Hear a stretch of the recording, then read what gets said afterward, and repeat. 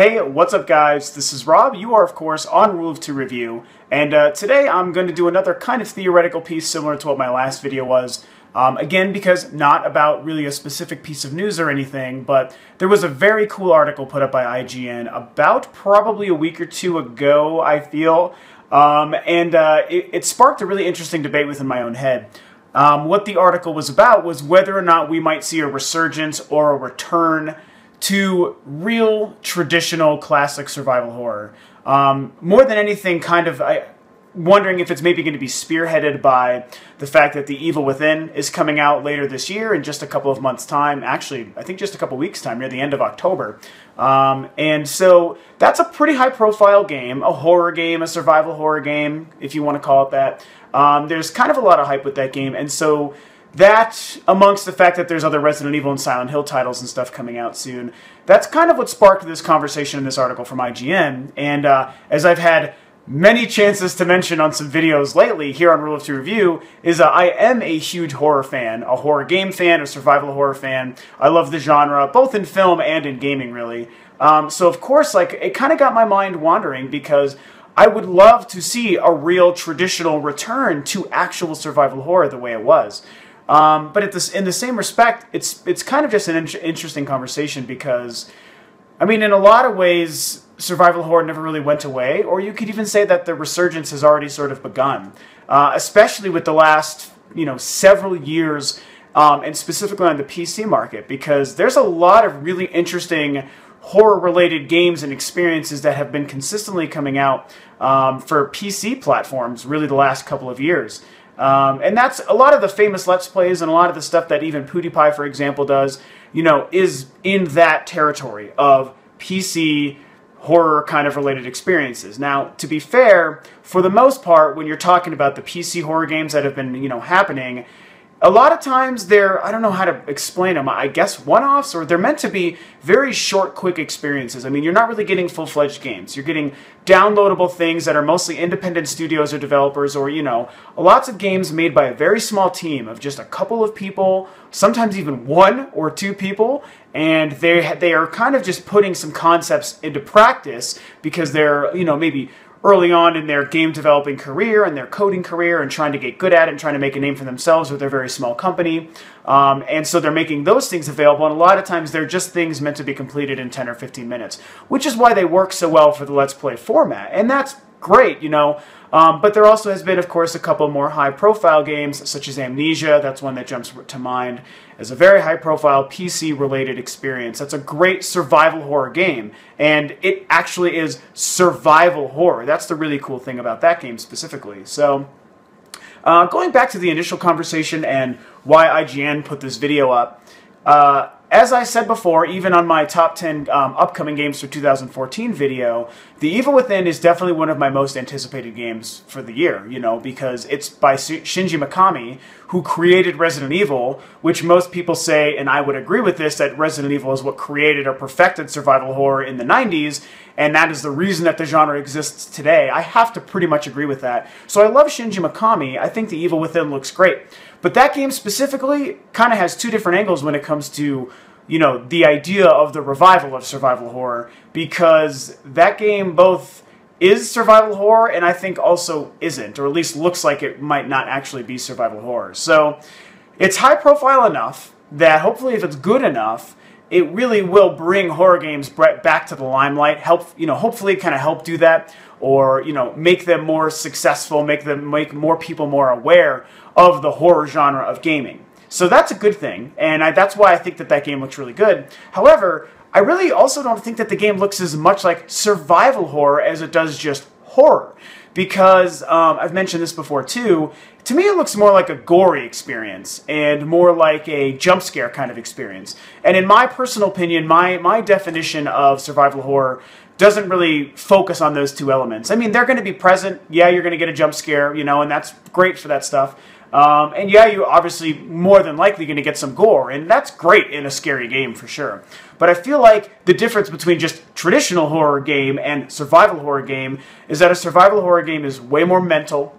As I've explained, and I've used this description when talking about Silent Hill, way more cerebral, you know, getting into your mind. And in the case of something like Silent Hill, also kind of questioning your inner morality a little bit and making you think, you know, about the decisions you're making and what you're choosing to do.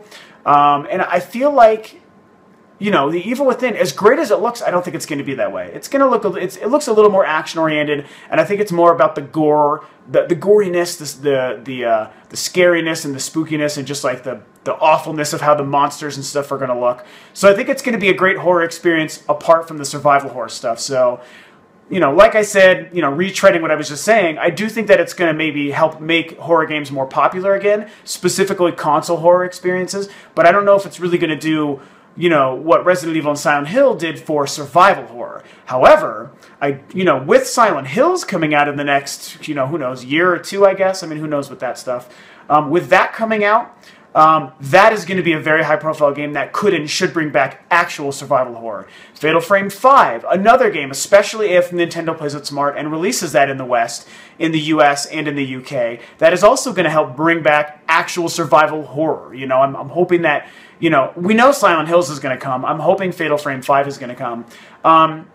I've talked about Resident Evil a lot lately in a lot of videos, and Revelations 2 looks okay. That's going to be coming soon, but I don't think that's going to do anything for survival horror. However, as I've talked about a couple times, and even Capcom has talked about a couple times, if we get Resident Evil 7 and an actual Resident Evil 7, you know, in the numbered series, and if it's really good like they've talked about wanting to make it, you know, they have come on record saying we want Resident Evil 7 to go back to the survival horror roots. We want it to do what we know people have been asking for and clamoring for.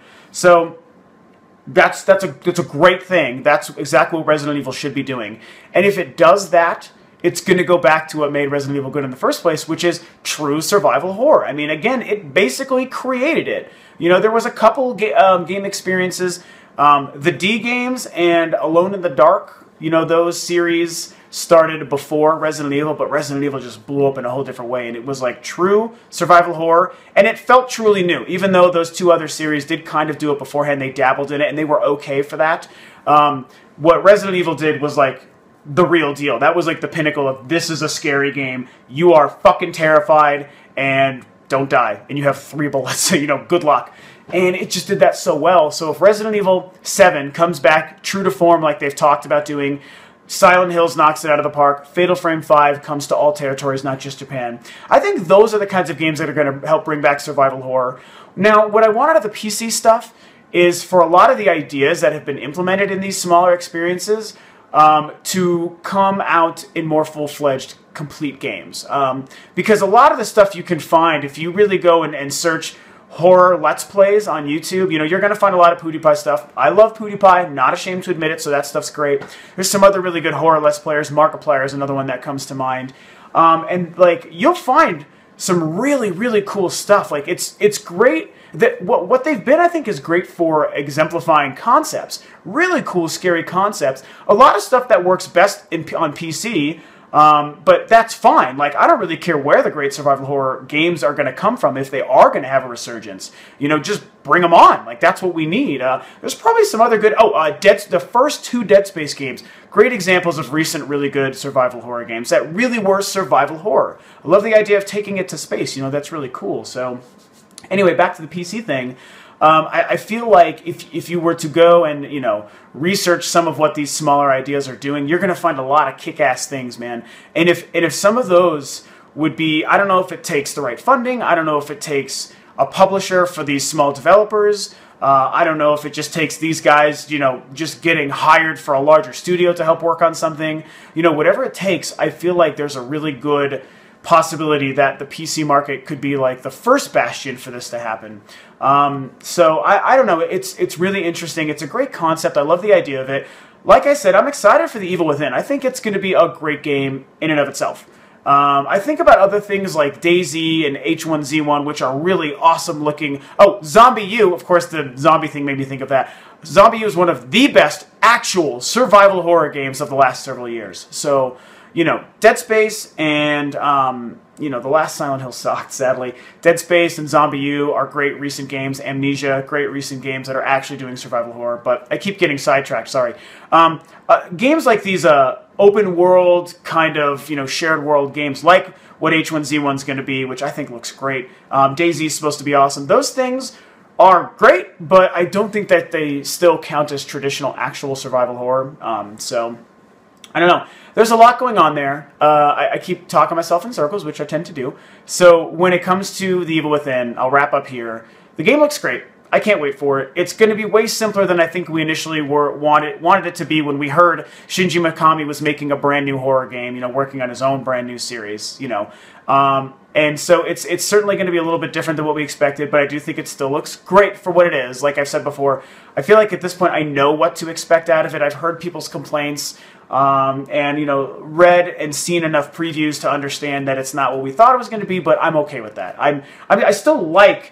Even, I've said this so many times recently, so I'm sorry for saying it again, but even like the more recent Resident Evil games, which have been not that great, are more about action and less about being scary, I have still liked those games. You know, for what they are, I still accept and recognize a good, you know, action kind of just bloody horror experience as opposed to like a scary cerebral one. I still like that stuff, so I'm okay with Evil Within doing what it is. But I'm really excited about Silent Hills. Like, oh my fucking god, I'm so excited about that game. I've talked about it enough lately, so I'm not going to do it again. Go back and look at some of my very recent videos from the last 2 weeks. You're going to find a lot of Silent Hill and Resident Evil stuff.